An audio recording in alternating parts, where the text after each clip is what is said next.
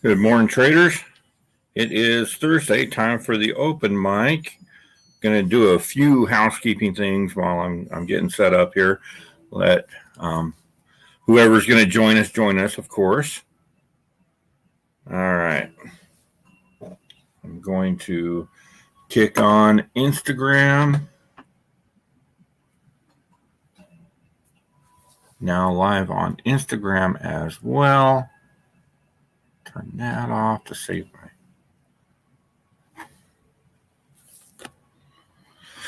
All right. So, how's everybody doing today? Glad we're all here. Going to talk some comic books. Got some Pink Floyd going in the background. Going to talk about a couple things we got going on with some charity work with the Road to 1,000. And I just had a brilliant idea. So I'm actually going to do this while I'm on camera with y'all. I am going to create a if I can figure out how to do it, because I'm old in technology and stuff.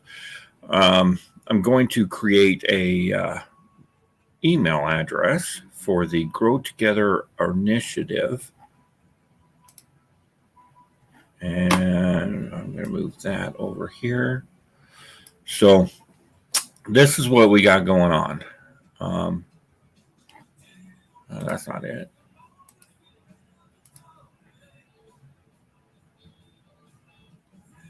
There we go.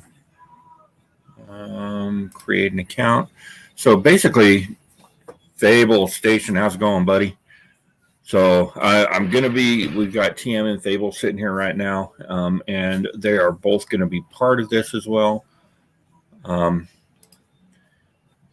The Grow Together initiative was actually started by Gary B., Casual Comic Guy, and we love Gary and all that he's done for the community. Basically, what it is we want all of our YouTube channels to grow together to create this strong and robust comic book community online, because we all collect differently, and we get input from everybody in the community that allows us to see how they're collecting, what they're collecting, their views on things, and it helps inform our own opinions as well. There are some big channels. You got Comic Tom, and you've got, of course, Bueller and Bob and Pop Culture Philosophers, Robbie, and they far surpassed where the rest of us need to be, and it's fantastic. Sub those up. They are at that too big to fail kind of position at this point. Let's see if that one will work.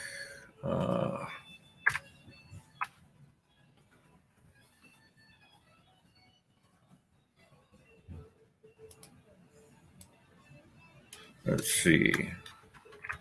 Road to, okay.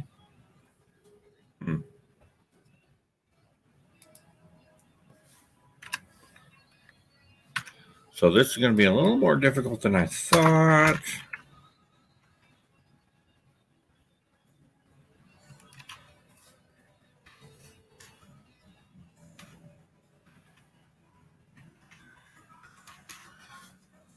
There we go. Okay.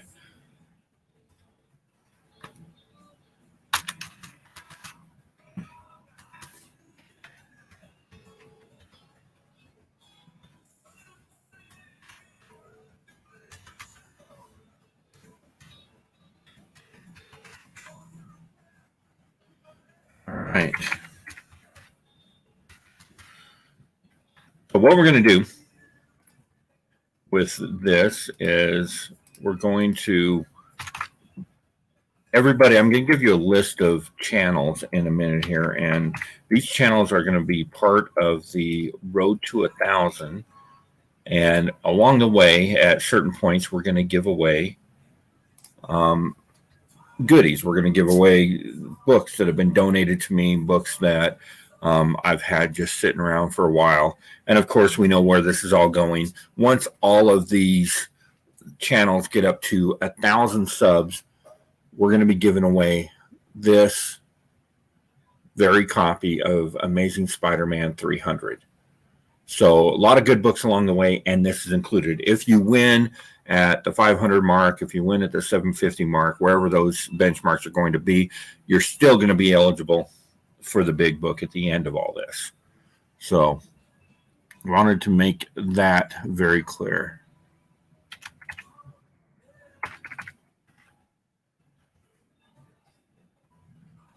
All right, so this is taking forever. I probably should have prepped this beforehand, and I apologize.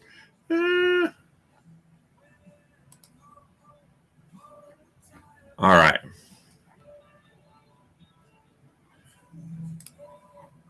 So what I've done here is I've created an email address. This email address is, I'll type it in the chat here real quick. It's road to 1K GTG for Grow Together, and that's at gmail.com. So anybody that sends an email to that will get registered for the drawings. Now, the deal is you have to sub up all of these channels. I've got a list of all the channels in the About section on my YouTube. So go there and you can check out these channels and more. So we're going to show you, I'm going to tell you real quick what the channels are. Our first benchmark, I think, let's take a look at the numbers here real quick. I'll even do no. So we've got my channel. This was as of this morning. I'm sitting at 210 subs. Of course, I'd like to be at 1,000. We've got Tomorrow Cinema. If you don't watch Tomorrow Cinema, he does great content. Every Wednesday has a new show focusing on a specific part of fandom. Last night we did 3 hours on 1990s comic books. Kind of went off on a tangent, got into some things about the comic industry, how they can relate to children, young readers, things like that. We had a great panel. Robbie was there, Bueller was there, John's Comics with Kids popped in, you know, and more. I mean, it was a lot of fun and a lot of great information. So go catch that on the rewind. And that's really cool. Shane actually says the list of channels is a good idea. Not subscribed to all the channels and can't keep track of the ones I'm not subscribed to. So I'm going to give the list. Like I said, it's in my YouTube. So you can go to my YouTube, the About section, and get all these channels as well. And I will throw the links up here in just a second for all those as well. So you got Tomorrow Cinema, fantastic channel. He's doing great stuff over there. Great content. I want to say next week they're doing movies, and he's going to be talking about 90s action flicks. So that's pretty cool. Next up, we've got Nick Comic Culture. Nick is sitting at 281 subs. 281 subs. He does some great content. He does some live content from his local comic shop. And he's, of course, a huge supporter of the community and new collectors. And he actually gave me one of the books for the first giveaway I'm doing. Really dig that. And, you know, we want to help support that as well. So Nick Comic Culture sitting at 281 subs. Let's go ahead and get him subbed up. TM Nerdy, our very own Travis, our Canadian brother, has right now, he is sitting at 323 subs. And he started out, he actually started out by popping into everybody's chats, and then he decided to make his own channel, and he's doing interviews with the community itself, which is really cool because we get exposed to collectors that we didn't know about previously, and it just kind of brings it full circle. And TM's always in everybody's chat supporting them. So go show TM some love. He's at 230 or 323. And if I can get my mouse to work, we'll get you a link for him. What is going on here?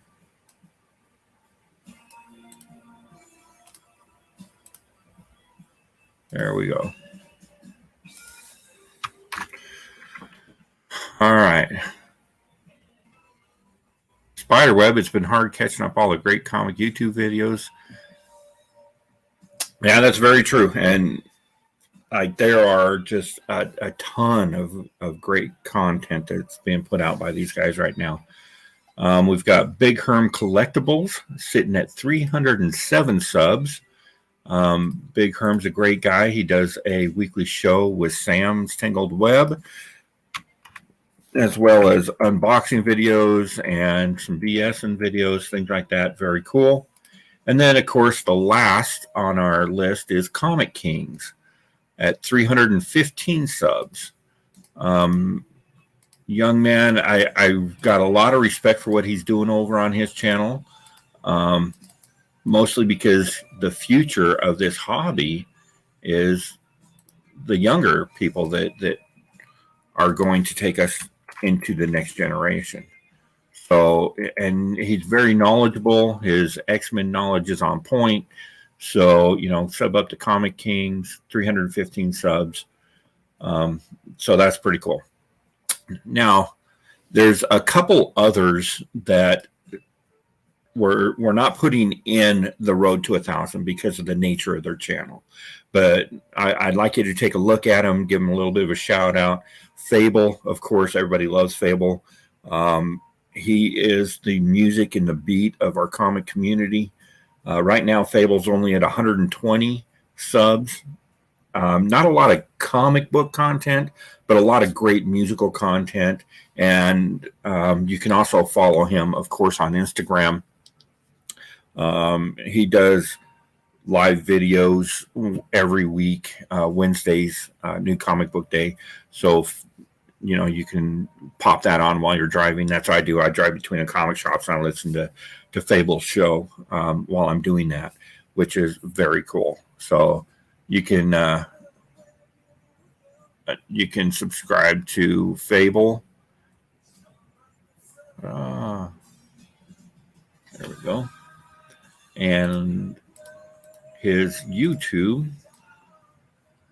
I don't know why my computer's acting up on me.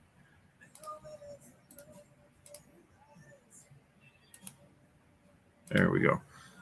All right, so about Fable. And then the last but not least, of course, Bleakhaven Comics. They are actually a producer of comic books. Bleakhaven they're small, independent, self-published, and I really dig the books. They're an anthology set in rich world of Bleakhaven. They are sitting at 30 subs. They have interviews with industry artists. They talk about what it's like to build a comic book. It's really, really cool.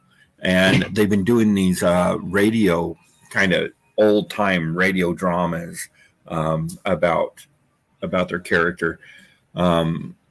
Stan Bostwick is a brilliant storyteller. They've got one book out right now. They got a couple more that are about to drop.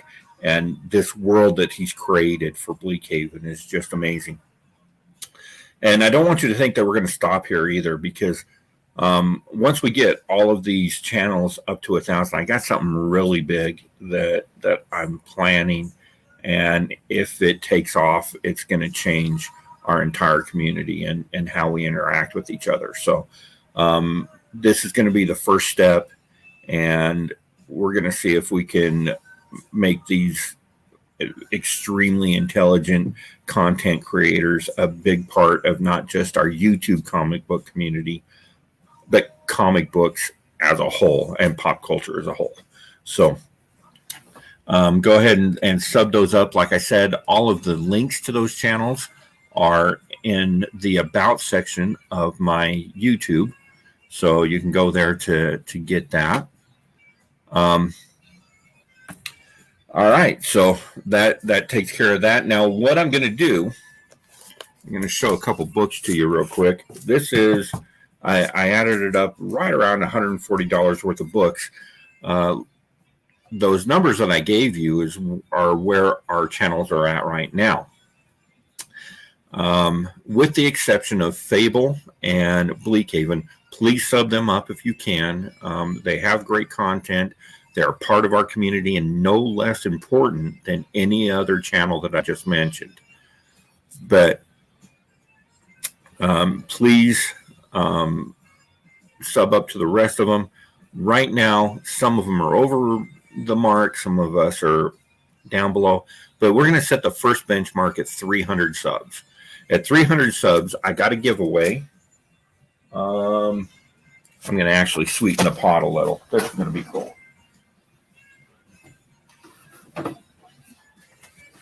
So if you guys are not familiar, this is Witchblade, sweet indie book, beautiful artwork. This is a store folio. Store folios are designed, still got the silica packet in there, brand new.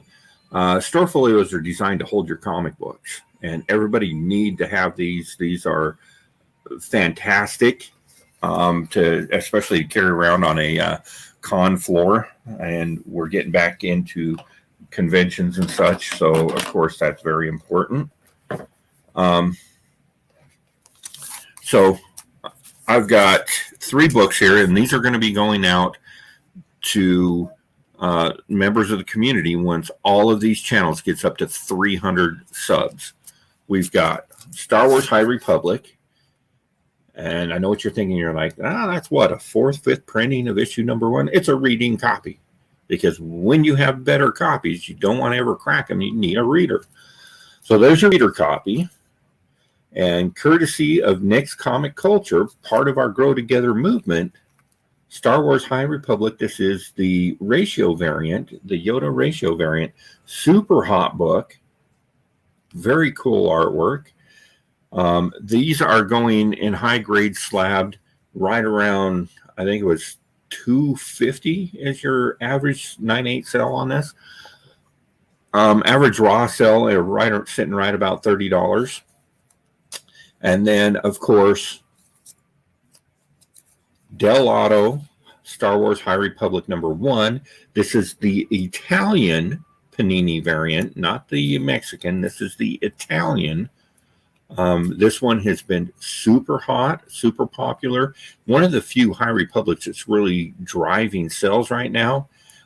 Just a beautiful cover, and we'll get you one of these in super high grade. Right now, raw copies running right at $100. So super cool. So you get all 3 books, and we're going to slip them right in the super cool Witchblade store folio.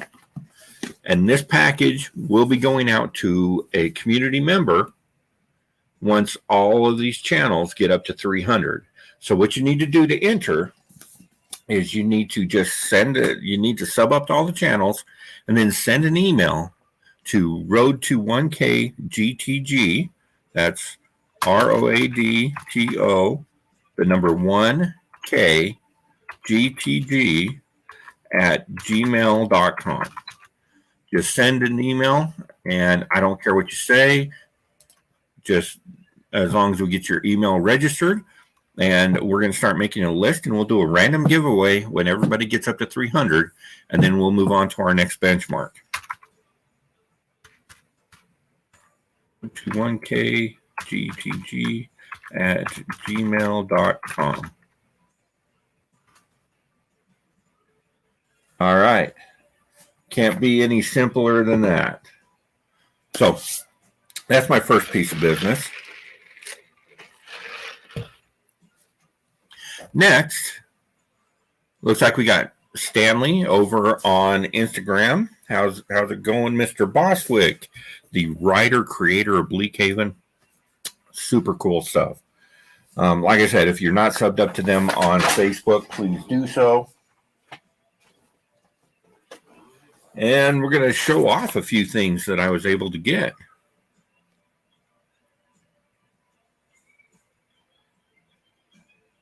So TM, well, Fable is not part of the Road to 1K. So let's sub up Fable. But I think the only 3 channels are Nick.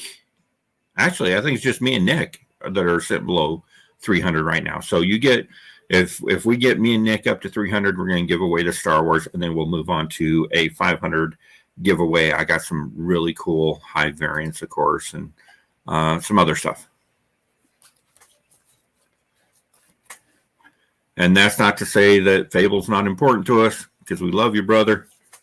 But he chose, because of the nature of his channel, he chose to step back because he felt that it would probably take a lot longer for him to get there in the comic community than anybody else. So it would be awesome if we can get Fable up to 1,000. I would rock that. That would be so cool. But that's where we're at on that. So yesterday I was out. I'm going to show off a couple things that I picked up. Mars showed up. How's it going, Mars? Nice to see you today. I spent the day at the amusement park with the grandkids yesterday, so I wasn't able to actually pick up my books from the LCS. I got a stack of, stray dogs, I'm sure, because I pre-ordered a bunch of those. Next week's going to have some really great books I'm looking forward to. They got a new Defender series kicking off and a Kiss series, both on the same week. So that's gonna beat up the checkbook, I'm sure. But I was able to land gold yesterday. When you guys see what I picked up from my local comic shop, I've looked in all the shops in Salt Lake and been searching for weeks for this, and not available in the city at all. I happened to be down in about 40 miles north of here. My good buddy John Ursick owns a shop there, and it's the End Zone in Clearfield, Utah. But he happened to have it sitting there. I'm like, I cannot believe I finally found it. The most amazing find. All of you are going to go crazy. Cardboards like Claim Already. You don't even know what it is, and you're right, because extremely hard to find. I got Bags and Boards yesterday. Snagged these off the shelf. I was floored. It's a brand I've never used before. Comic Care. So we'll see how they hold up. They're 3 mil polyethylene bags. But can you believe I actually scored some Bags and Boards? I can't. I just can't. I was floored when I walked in and saw it. But the main reason, yes, Spiderweb, the new Kiss series by Dynamite starts next week. I guess you weren't watching Bueller. You watch Bueller, you'll know what's coming out next week. It's going to be a huge book. Huge book. Shane Lorison says, Lucky, you don't even know. Of course, that's kind of tongue-in-cheek, but I seriously have been looking for him forever. Nobody's got him. Nobody. You're probably right. Because I am a business, and I work closely, of course, with all the shops and everybody, other businesses, I order wholesale, and we have a wholesale order in with BCW and Comic Pro Line, and I think one of our partner shops has got an order in with E. Gerber even. So all 3 of those places, those are the 3 largest manufacturers of Bags and Boards. None of them have them. We're still waiting. We're going to be 3 weeks out now on our Comic Pro Line order, even getting prices. That's how hard they are to get a hold of. Amazon local comic shop has Bags and Boards but won't sell them, and that's where most comic shops are. They need them for their shelf books. So rather than selling books without bags and boards, they're keeping those to themselves, and they're using them as their orders come in, because you're realistically 4 to 6 weeks before any of us are going to get bags and boards. So, and I work closely with Hive Comics, and they are really strict on the bags and boards that they put their books in. I don't know if you saw Bueller's review of their mystery box, but everything is like highest quality. They use full backs, 4 mil, like just crazy.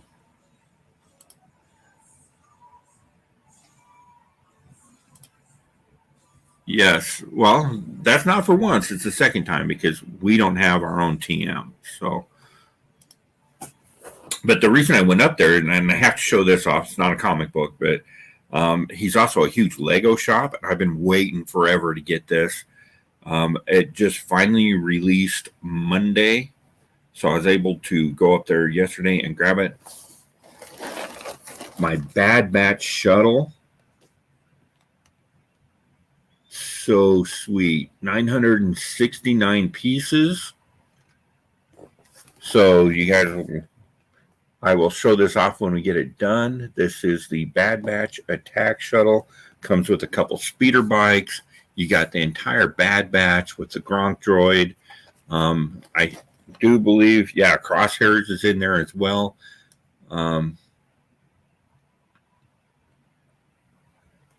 So that is super cool. I'm really pumped about that one. But so I wanted to show that off. We do have a couple books that we're sitting around. So before I show these off, I'm going to quickly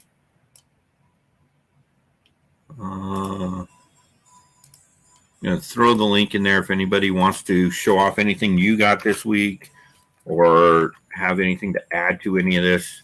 Go ahead and click the link. We'll get you on. But I got a couple really cool books in for pressings. Of course, everybody knows New Mutants 98 came up quite a few times last night in the 90s discussion, as did this one. Real nice copy of ASM 300. I think we're going to be 9698 on that one. He's going to be real happy when we get that out of the press. This is like the third of his Ultimate Fallouts. It was a large batch. It was like 176 books or 171 books that I'm doing for this gentleman. So, and this one it's really rare. It does not have the crease from the poly bag in it. So that's very cool. And then, of course, Star Wars Clone Wars, First Ahsoka.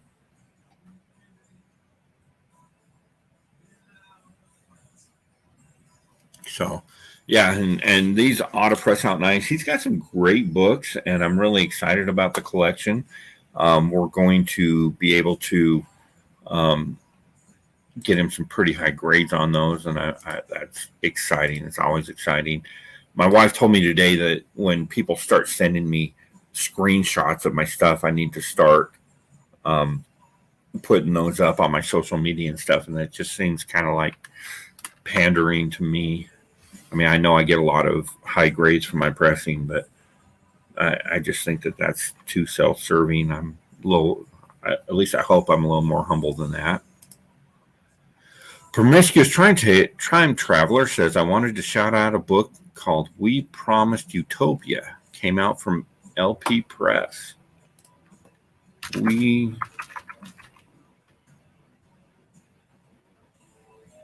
Promised Utopia.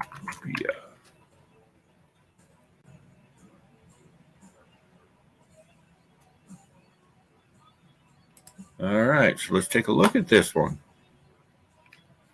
We Promised Utopia, issue number 1.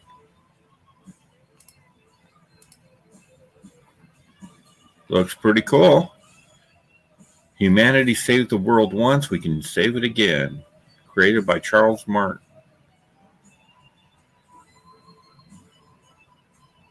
I'm not sure if that's the same one. That's all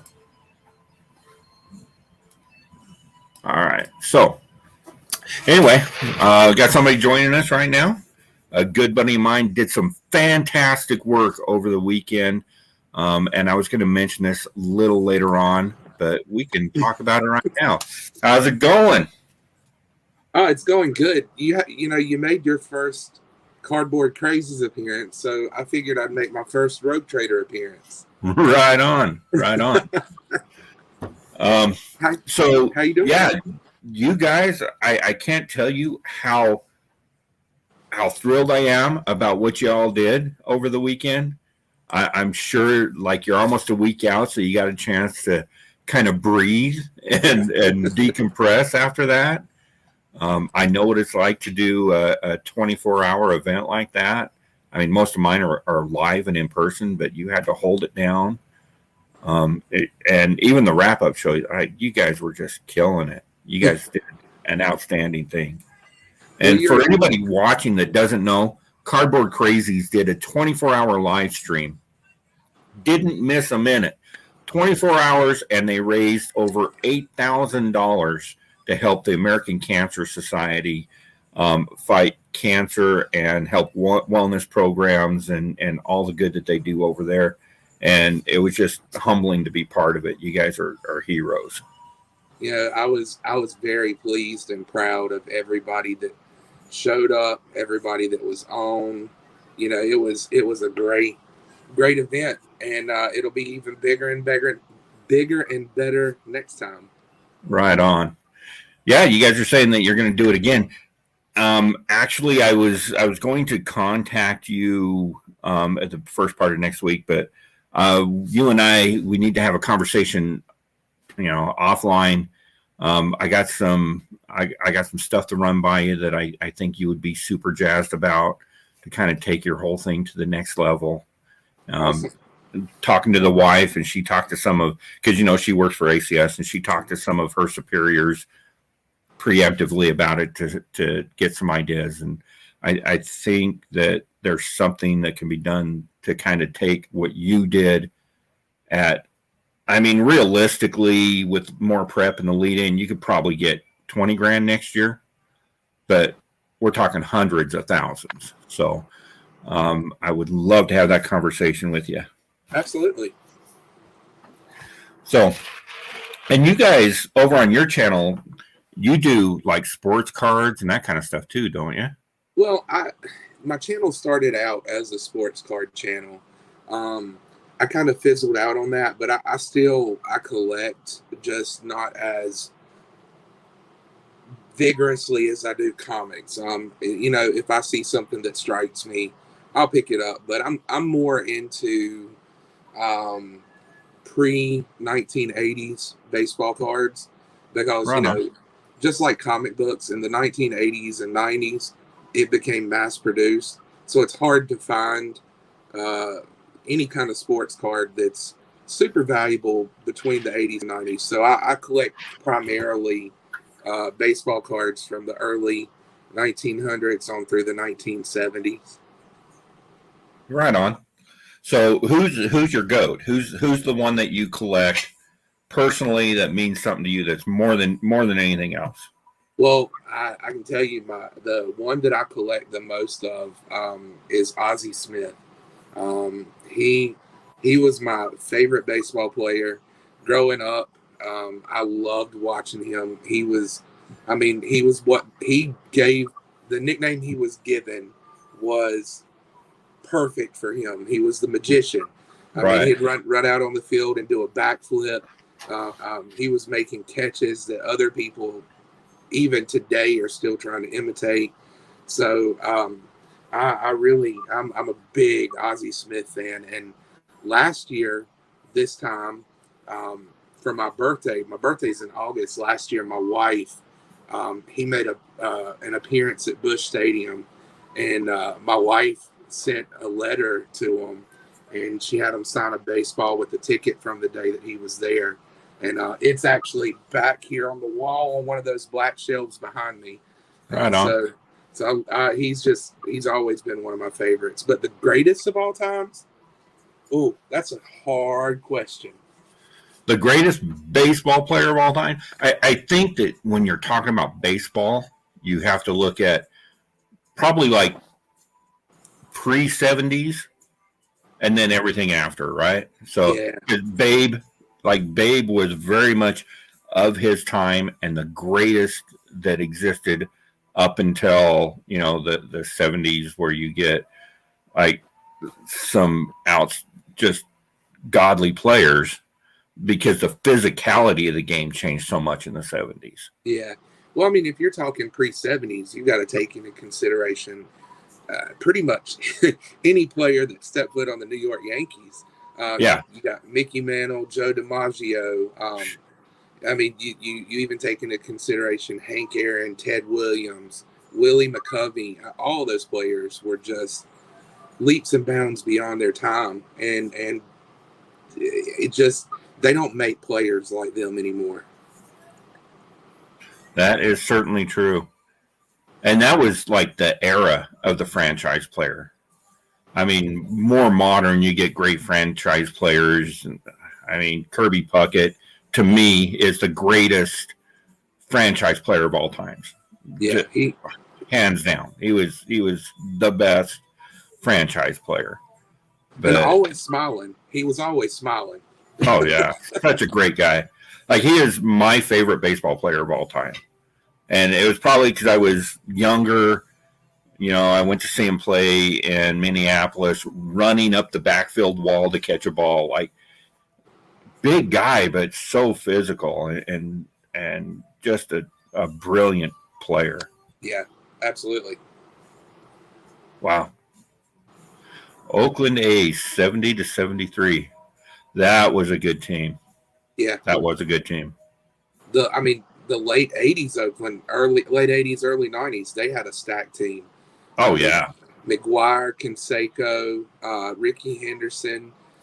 They had an excellent pitching staff. It was they were the current. Well, I don't want to say current, but they were the late 2000s version of the Atlanta Braves. They were stacked. Yeah.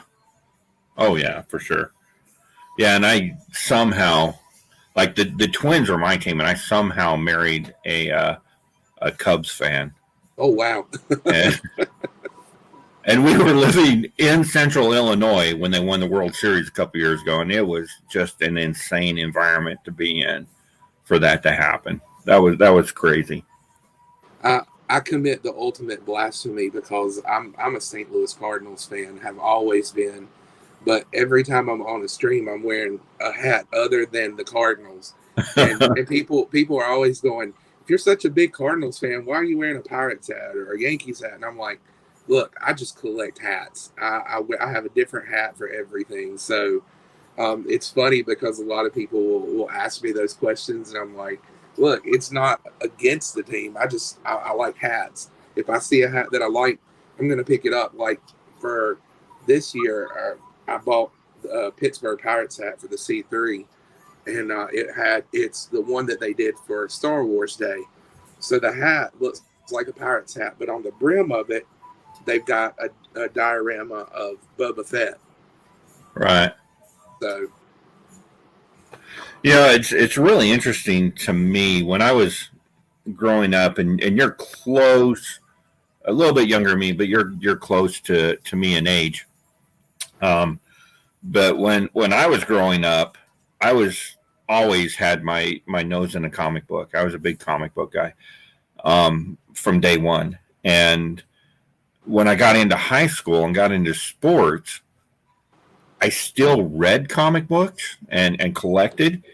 But there was kind of a stigma there that you couldn't be a jock and enjoy comic books and Dungeons and Dragons and that kind of stuff. And thankfully we're in a world now where we seem to have gotten away with that, but it seems to be a lot more mainstream with you and Rod.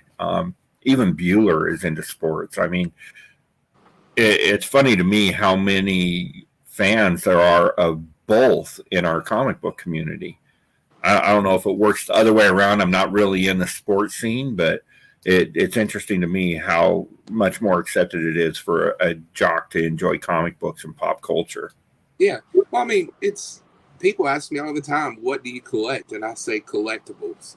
Like right now, and this is probably going to stay the same for a long time. I'm really into comics.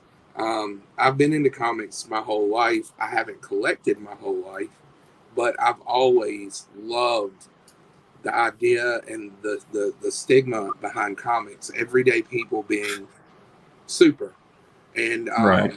and you know, I've collected everything from sports cards to you, as you can see behind me on the shelf, it's full of toys.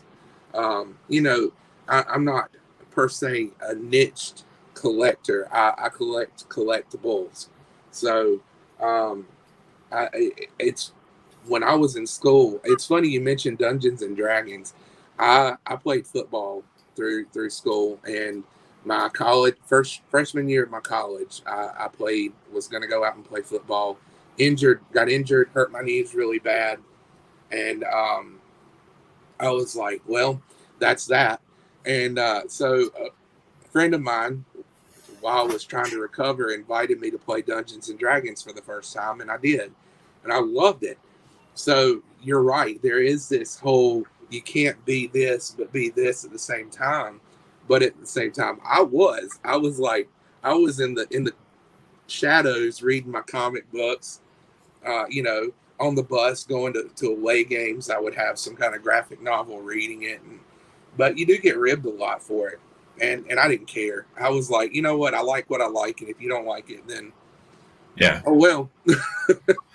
Yeah, and when I was growing up, so we used to travel a lot with our high school baseball team. We were a 1A team, and like all over the place. We'd be on the bus for sometimes 6-7 hours at a time, and we would actually play Dungeons and Dragons on the bus to our baseball games. So I yeah, bet that was super an cool. interesting sight. Yeah. Yeah, that's super cool. So you know that you're going to be forever synonymous with throw it on the pile now. I Every guess time, so. every time you see that hashtag, that's what they're talking about. Throw it on the pile. So somebody threw that out there yesterday. I'm like, all right, well, let's do it. You that lot that you sold for, it had to have been over $1,000. We're still talking about it in the one of the chats that I'm in, and Austin LeMay, the guy that bought it, he was just over the moon, and he said, you know, the funny thing is, I was about to walk away and let it go, but then he threw that Spawn slab in, and I was like, well, I got to get it because he is exclusively a Spawn collector. There are very few issues that he's missing, and he said I couldn't let it go when he threw that slab in. So he said I was hooked, and I was willing to go up even further. Well, that's awesome. Yeah, and a lot of people have messaged me and said that's crazy. I can't believe you did that. But to me, I mean, for one thing, everything I do is for the charities. A large portion of the money I make on pressing services goes to support. I do the American Cancer Society. And the reason I do American Cancer Society is because I've done my research. I've been involved with them for 15, 16 years, and I know where the money goes. And I know that it's not going to line somebody else's pocket. It's going to help people that need help. So I support them, and I support Honor 365, which I'm a vet, and I'm a combat vet. And so this is a charity that helps Gold Star families, which is huge to me.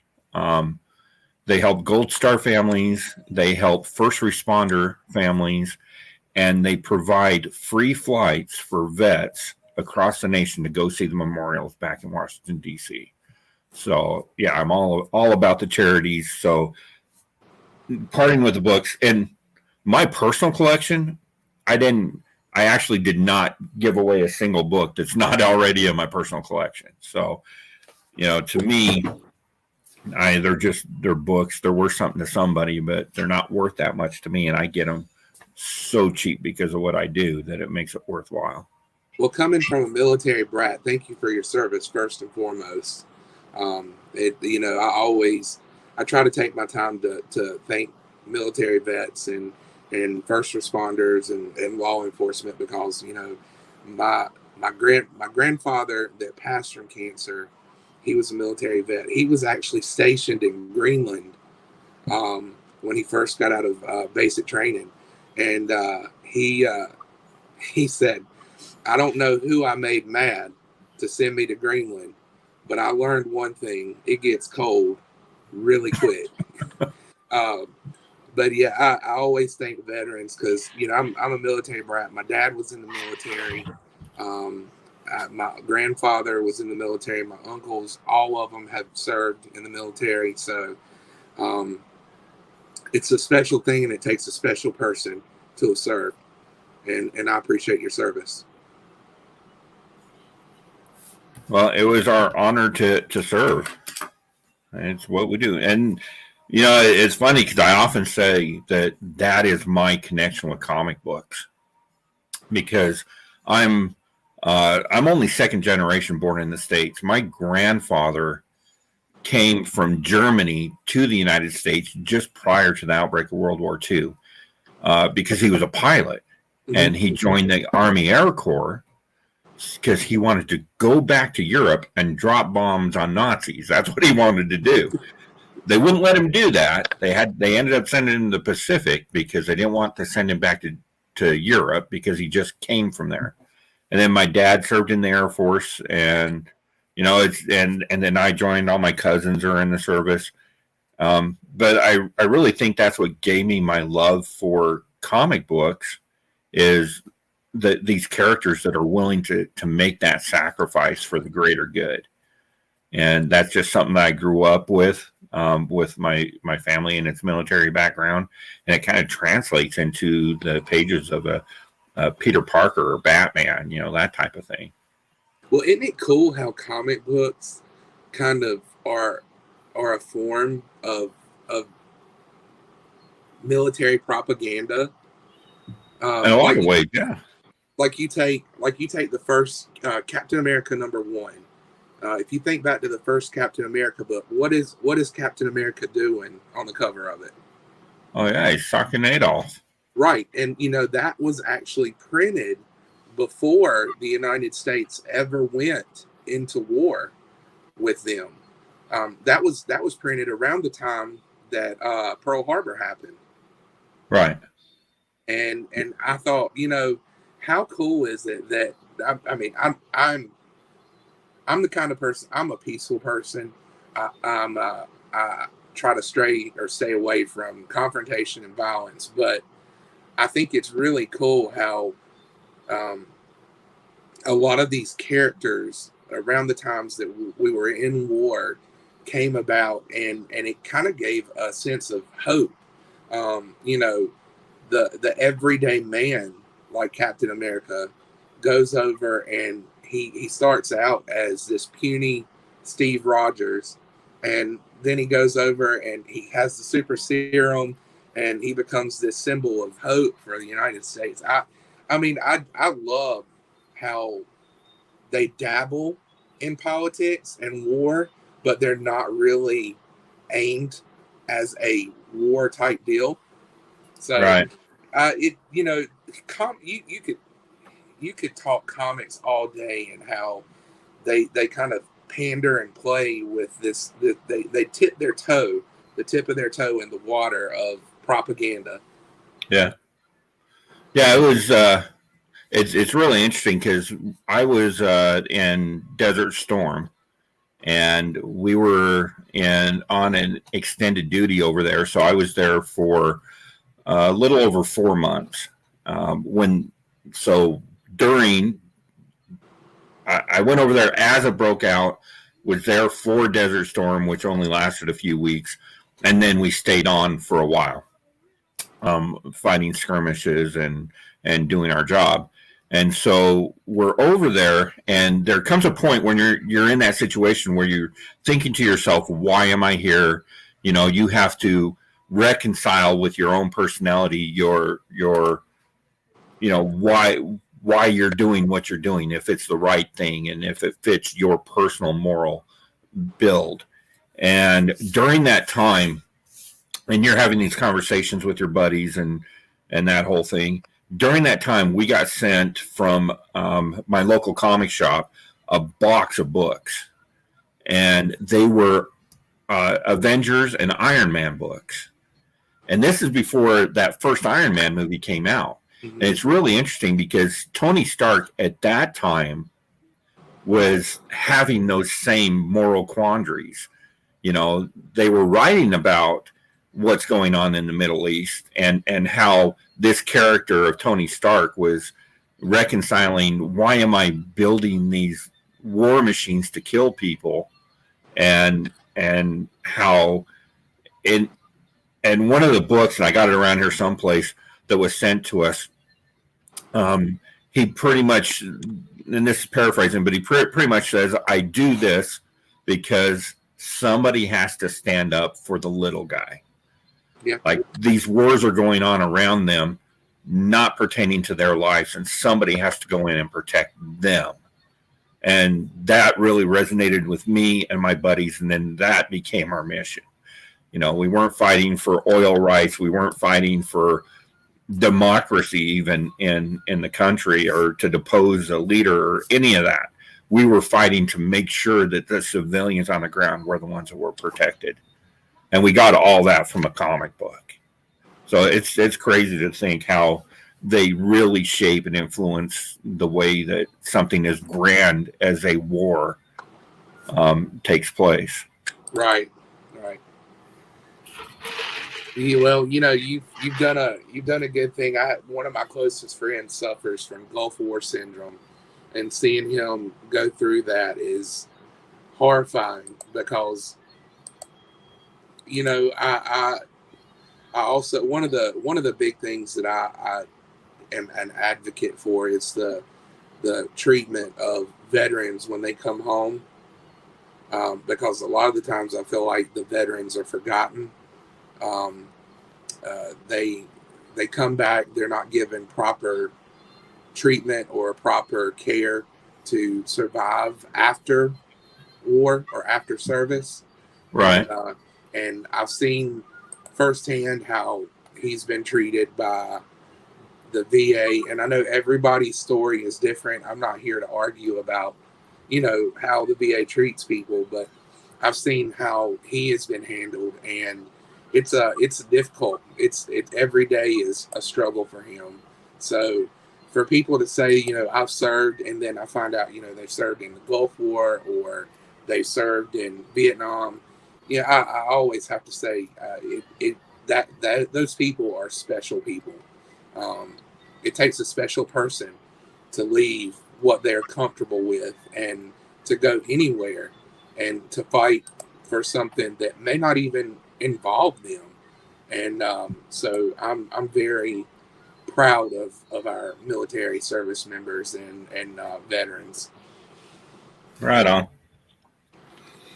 So that whole thing took its turn for something a little more serious. So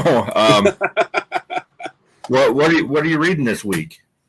Well, I am waiting. I ordered the Joker's puzzle. Right. I'm waiting on that to come in.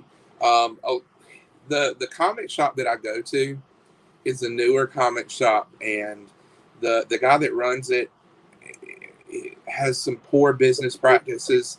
On New Comic Book Day, he usually shows up late, and the new books don't get put on the shelf until later. So when I know that he's going to be there, I try to go there. He wasn't there this week, so they didn't have any of their new books. But I'm reading, or I'm waiting to read Joker's Puzzle Box. I'm waiting to read Sinister War #2. Right. And let's see here. What was the other one I got? I'm trying to remember. Red Room #3. Yeah, my LCS owner, a good buddy of mine, he likes, like, he's the kind of person that Scumbag was written for. Like, he likes that kind of thing, and he keeps telling me that Red Room is one I have to get, and It's I just don't know. I just don't know about that one.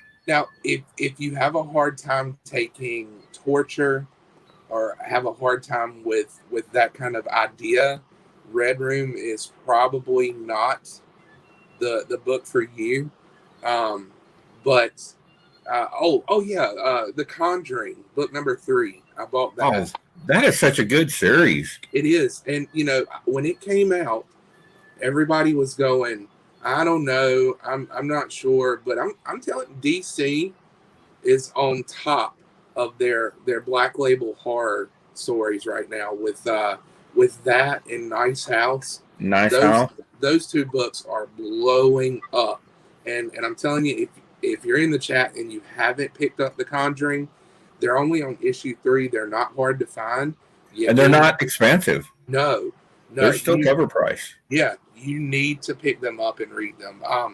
They coincide with the newest Conjuring movie. They're kind of like a pre-story or a prequel to that. It is worth the read, and I would suggest anybody, if you're into horror or you're into just scary books in general, I would pick those up. Yeah, that was actually. Did you watch Tomorrow Show last night? I did not get a chance to because Jeremy, Remy Q, and I were on his channel with DJ Links for our weekly show, talking about his new channel memberships. Yeah, the Black Label stuff actually kind of seeped into the conversation where we're discussing how DC is putting out under the DC brand. I mean, I know it's Black Label, but it's under the DC brand, these very indie feeling books. And I think once we see that moving forward, we're going to see Marvel, Image. Well, Image does a lot of that already, but we're going to see Marvel doing that as well. It's going to be interesting to see if Marvel allows the creators to maintain as much control as DC does, because the mouse likes to wrap its fist around everything. Yeah. So we'll see how that plays out, but it's really cool. Even in my opinion, I don't know if you've read Harleen, but yes. Harleen, it feels like an indie book. Yeah, like just a brilliant book, and it feels very indie. One that I've been confused about though, and I missed the interview that Actual Dracula did with the writer, is Bunny Mask. I read the first 2 issues of it, and the first issue was really good, and it got rave reviews. And I read the second issue, and I finished it going, what the heck am I reading? I don't get where this story is going. And that's easy to say because they're only in the second issue, but I'm going, what in the world? Yeah, I haven't read 2 yet. I read 1. I really dug it. I think they did a fantastic job. Artwork for that one is spot on for the type of book that it is. Like, just beautiful, visually a beautiful book. Yeah. I mean, of course, anytime you can attach Jenny Frison to a cover, it's going to be a good book. I mean, her artwork sells, but she's not going to put her name on a book that's just mediocre.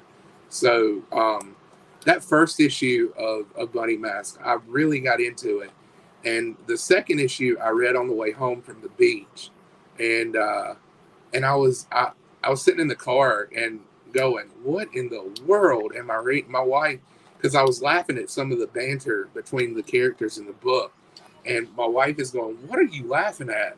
And I was trying to explain to her, and she says, yeah, that sounds like it's over my head. I've been noticing a lot lately. There's a lot of that horror anthology type stuff. I think when Something's Killing the Children came out, established kind of that genre. That's the book that we're going to look at and be like, okay, that's where that genre came back, was that book, Something's Killing the Children. And then Ice Cream Man just kind of ran with it in the anthology format. And we're seeing a lot of books that I think because of those are coming in, like Bunny Mask and even Nice House on the Lake.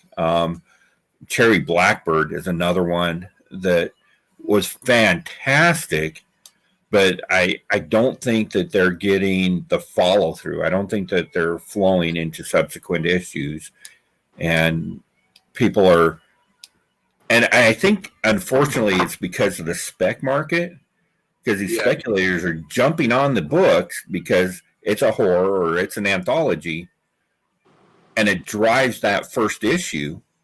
And then they get in the mindset, well, everything after issue 1 is going to be worthless, so they don't buy 2, and then the series just kind of pitters out because of that.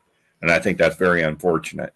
Well, I hope that we're not raising a whole new generation of Tinian, because what Tinian has is special, and he's got a unique writing style, and I prefer getting different perspectives on horror, because one person's horror is another person's playground, and I like the idea of different ideas of what horror is.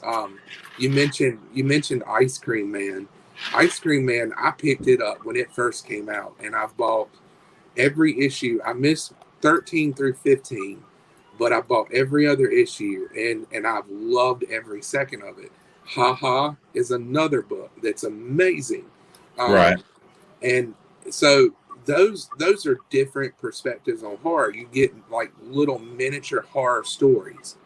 I see, with Tinian writing Nice House and Something is Killing the Children, and those types of books.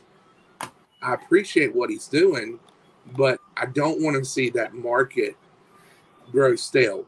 I want to see other perspectives, other writing styles, and with books like Bunny Mask, which is a little more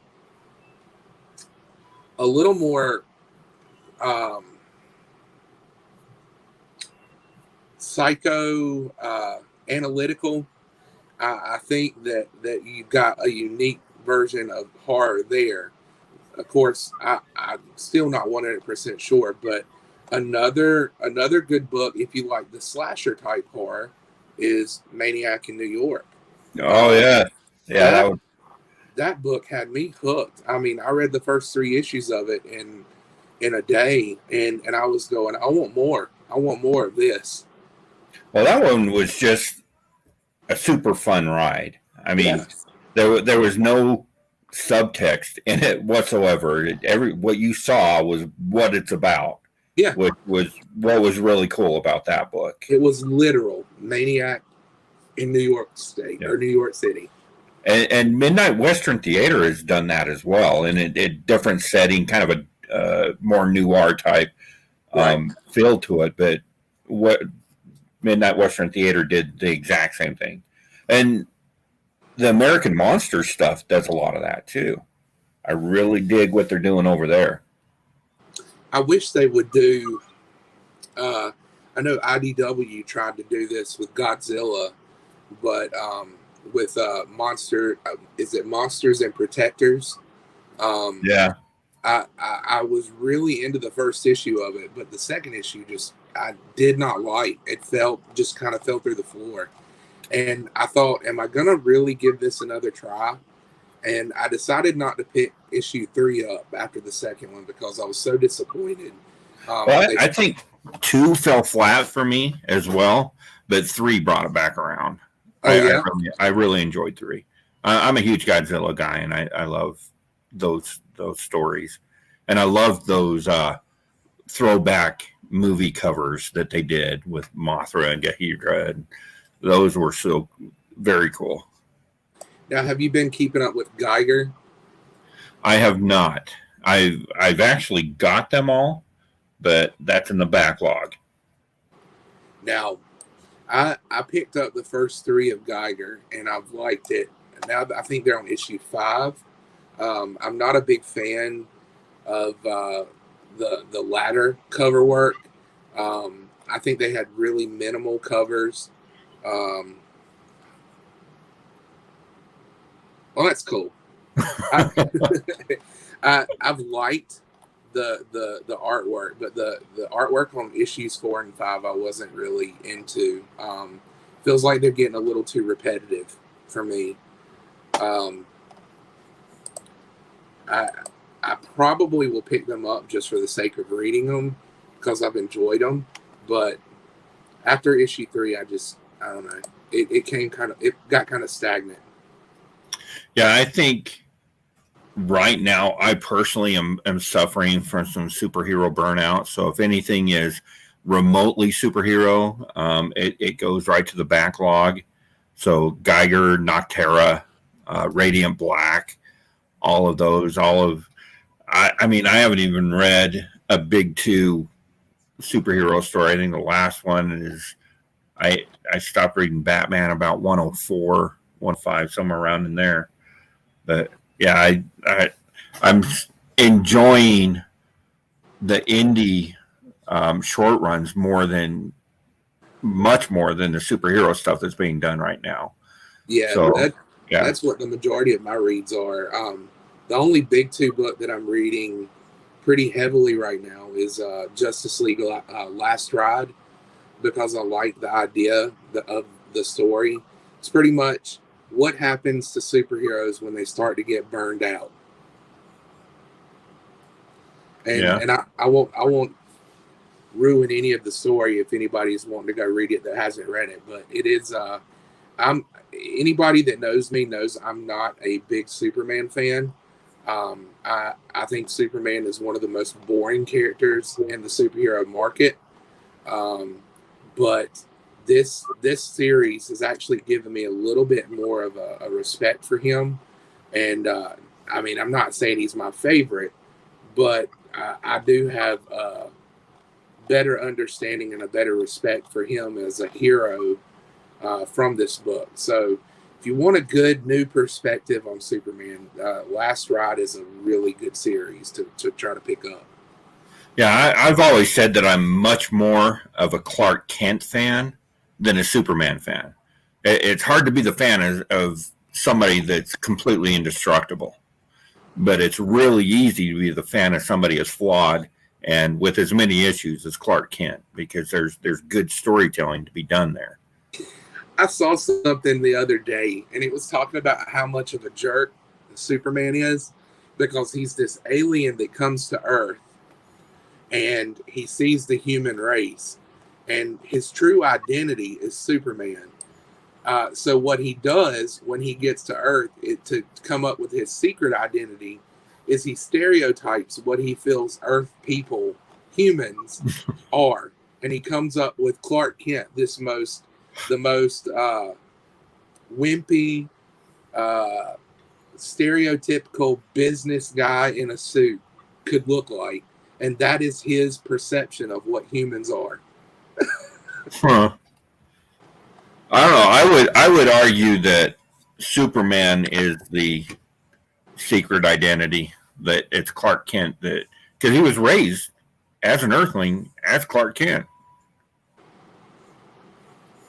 So to me, Superman is the unusual part of that equation. Oh me, I'm looking at some of the books, like the books that came out this week, and to me, it just a lot of the covers are starting to look exactly the same. I know that's bad to say, but a lot of the artwork is pretty much the same artwork. Now, there is one I did like. We were talking about Red Room earlier. They did it's a 1 in 25 variant, and I'm looking for it. Looking for it outside of eBay. But it's homage to the Teenage Mutant Ninja Turtles #1. Yeah, So I it's have got that seen that. Eastman look to it. Yeah. It's a nice cover. I'm looking for that one currently, but I probably will end up having to pick it up on eBay if I can't find it in the shop, which is unlikely now at this point. Right. Oh, Batman 89. I forgot that was coming out. Oh yeah. Have you seen the 616 cover that they're doing exclusive? I think Carla Cohen did it. It's like an homage to the Catwoman from Batman Returns. Oh, It is, yeah. it is That's nice. beautiful. Yeah, I haven't had a chance to hit the comic shop yet this week. I'm supposed to go after I get off of here and go see what's in my hold. I know that I ordered a whole stack of Stray Dogs because I did all those reprints. Did you pick up the Crow version of Stray Dogs? I picked up. I got all the reprints that came out this week. The open order covers. I've got the 1 in 10. I don't do. I very rarely do store exclusive stuff. I'm really big, really heavy on the Hive stuff because they're local, they're friends of mine. I do all their pressing and they do a trade type thing with me. That's why I have so many of those great covers. So that's how I got that Blair Witch Stray Dogs. But as far as just a regular store variance, I'm not a completionist, so for my personal collection, an A cover works for me unless I see something that really speaks to me. I was not a big Crow fan, so that one's not too big of a deal to me. I think it's it's second printing. It's a 1 in 10 cover.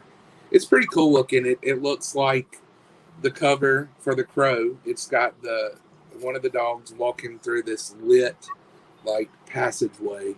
I mean, it's pretty neat. I like the horror covers, the variants, just because of being a horror movie fan. Right. But those things, like, they shot up through the roof before they ever hit the shelves. What was it? The one this week that was coming out, the Dracula. The Dracula one. I think it started to hit like between $17 and $20 before it ever even came out on the shelf. Really, I haven't even looked at that because that's I think that's the 1 in 10. It is. Let's see here. The 1 in 10 on the reprint of number 1. But that's the one that I was after. I mean, I really want that one for the personal collection. I'm a big Dracula fan.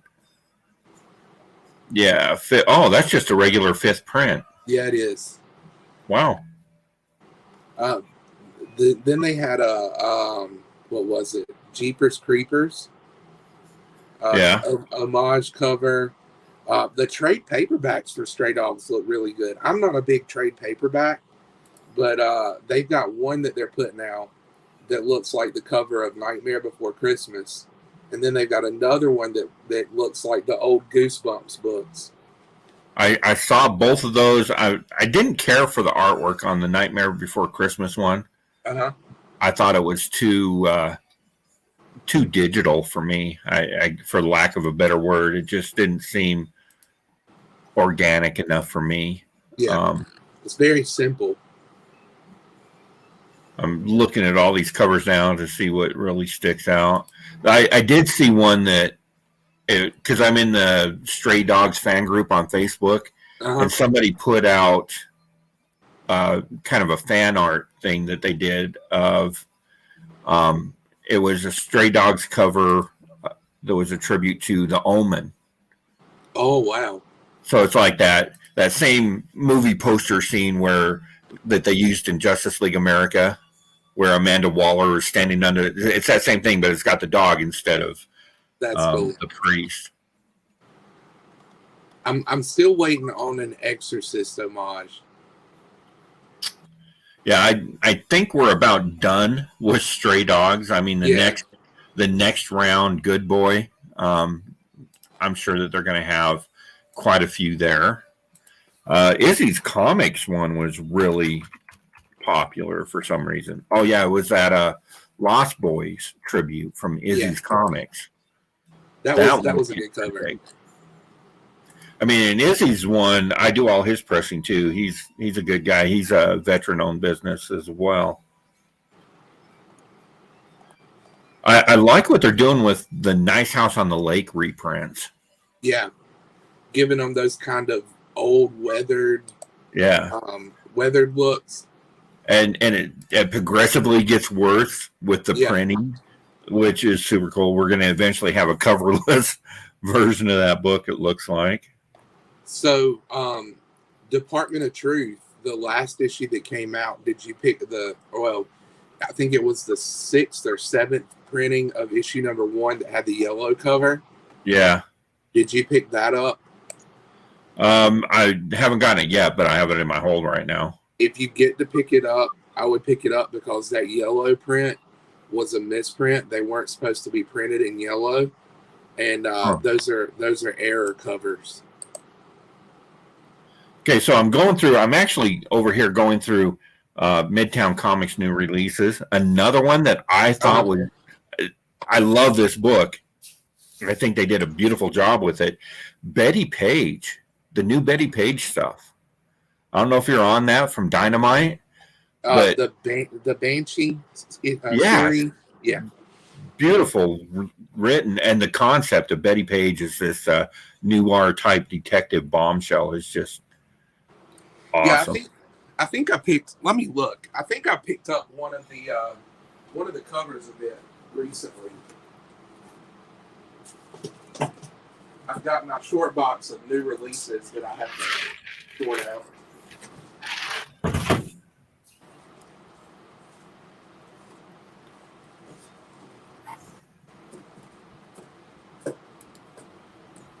Bobby Delgado, station, my friend. Yeah, this is the one I picked up. I think this was issue, maybe it's 1 or 2.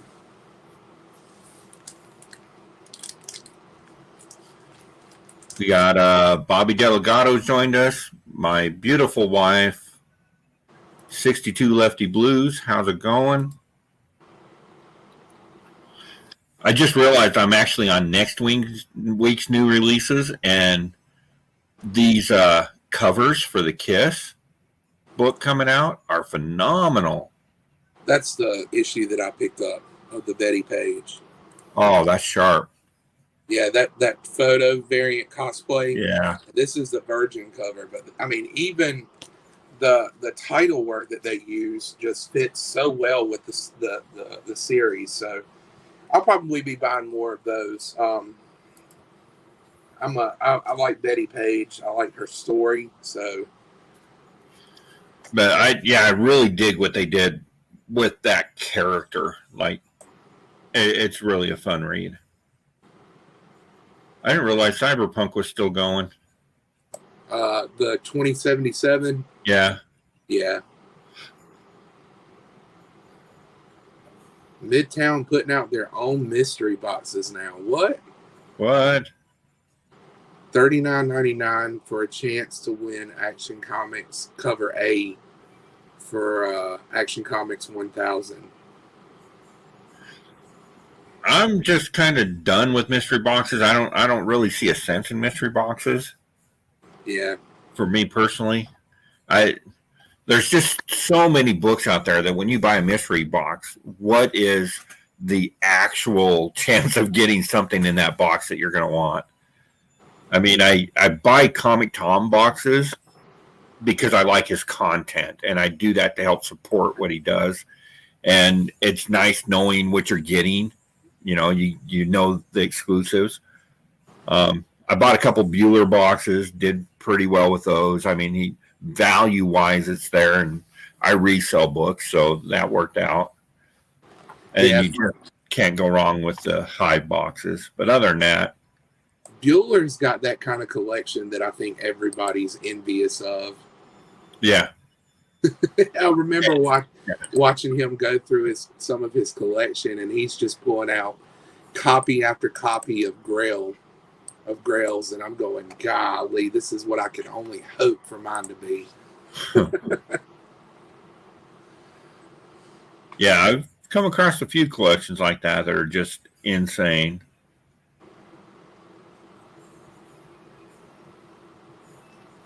So I like the road to 1,000 that you're doing. I picked up about halfway through what you were talking about, but man, that's a crazy giveaway prize that you're giving away there. Oh, the big prize, yeah, Yeah. yeah. We got some pretty good sized books along the way. I mean, I've got some more Stray Dogs because that's so hot, and I've got that Gallagher kaiju score from Hive Comics.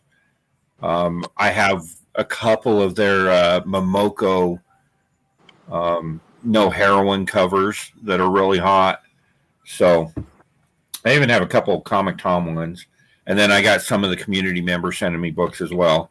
But the goal is to get everybody up to 1,000 because everybody knows that that's where you want to be on YouTube. And Yeah. I was actually looking at your channel, but you're not far away. I am 11 away from 500. Yeah. Oh, I thought you were like 6 something. No, I'm 11 away from 500. But I actually am. I've got a few channel announcements once I hit 500 to kind of help drive it. So I'll tell it here before because I know I'll hit it eventually. Right. Once I hit 500, I've got a merchandise store opening up where I'll be doing shirts, book bags, coffee mugs, tumblers, that kind of deal.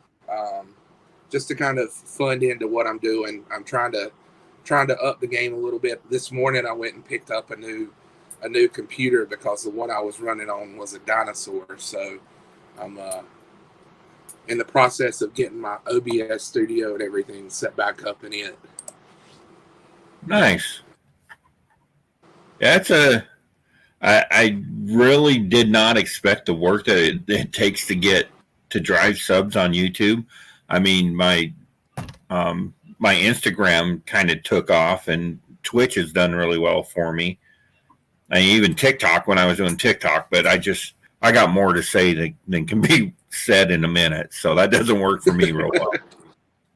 Yeah, I tried TikTok for a little bit. The only reason I use it now is just to get some good laughs off of how crazy people can be.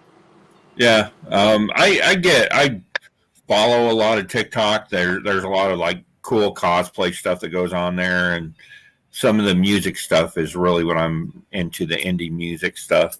But Brandon, Comic Kings, is just slaying TikTok, representing the community over there. Like he's doing a really good, but he's 20 years old, so like that, it was made for him. Right. And for people like us that are a little more technologically declined, I think I'm gonna stick.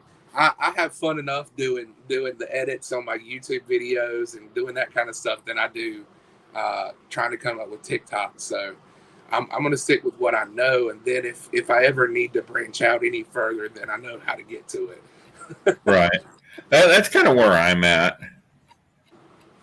But I actually am doing this because there's an end game plan, that a long-term goal that I'm shooting towards, and in order to get there I need to get a handful of channels up to 1,000. So once we're there, then I'm gonna see if I can roll out something that's gonna kind of change everything. Right. Wow, what happened to Firepower? Say that again? What happened to Firepower? That just kind of fell off the radar completely. Yeah, and I thought the same thing, and I was wondering if it had maybe been dropped, or they're cutting production on the majority of the issues. I don't know. Huh. But I can tell you, another one that's going to lose steam if they don't start doing something about it is Last Ronin. They've got so much of a lull between issues that right. Every time a new one comes out, I have to go back and read the prior ones. Right. That's just kind of tedious. Well, and they were saying that they wanted to convert that to an ongoing series, Right. but they're taking forever just to finish the 5 issues. I'm not like, what is it? 3 months, 3 to 4 months between every issue. Well, it was delayed for. I kept getting pushed back for like a year and a half, or whatever it was. Issue number 1 of that came out in November of last year. Right. So we're 10 months into it, and then we've got 4 issues. Yep. I mean, I understand that they had to redo that first issue, the artwork, but they should have fixed that by now. I mean, right. And unfortunately, that's what's going to kill fanships.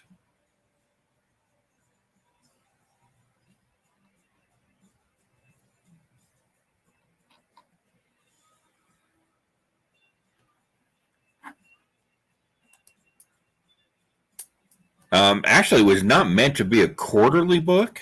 It was meant to be, I think it was just meant to be a monthly book. But yeah, they're having a really hard time getting it out on time. That's for sure. Firepower was really good this week, and actually the past few weeks they're just starting their 3rd arc.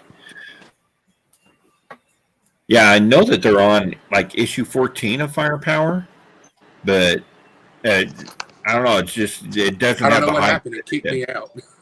Yeah, I saw that. I was just catching up with the chat real quick. All right. So, but I did want to mention. So you guys did your C3 thing, raised $8,395, something like that. Is that your final tally? Oh, it looks like he dropped out completely. Anyway, so C3 this past weekend raised like $8,395. Huge thing. We are going to be doing a smaller version of that. It's actually going to be on Madame Rogue's birthday, August 21st. She's going to be 26 years old, if you can believe that. So we are going to do it again, 2:00 Mountain Time. We're going to run for 6 hours. We're going to have auctions, going to have guests on, talk about comic books, and see if we can raise some money. All the money for this event is going to be going to, it looks like Cardboard made it back in. I don't know what happened. It bugged out on me. Anyway, I was just wrapping up, and I was telling people about what I got coming up on the 21st. It's going to be a kind of a C3 mini event, August 21st. You want to come and join us? Absolutely. Right on. So you're going to have Cardboard Crazy there. I got a couple other guests lined up. As I said, it's the wife's birthday. She's turning 26, something like that. Oh. And we are going to raise as much money as we can. The funds for this will be channeled right into American Cancer Society program called Colors for Cancer. Colors, the money from that campaign this year, 100% of it goes right to the Hope Lodge in Salt Lake.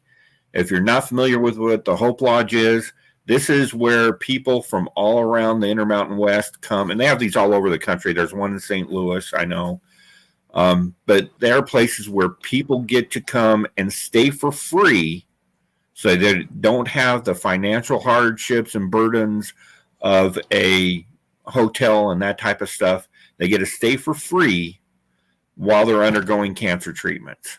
So they need a lot of help right now. The pandemic really hurt them. They had to close the Hope Lodge down, and they're just reopening it.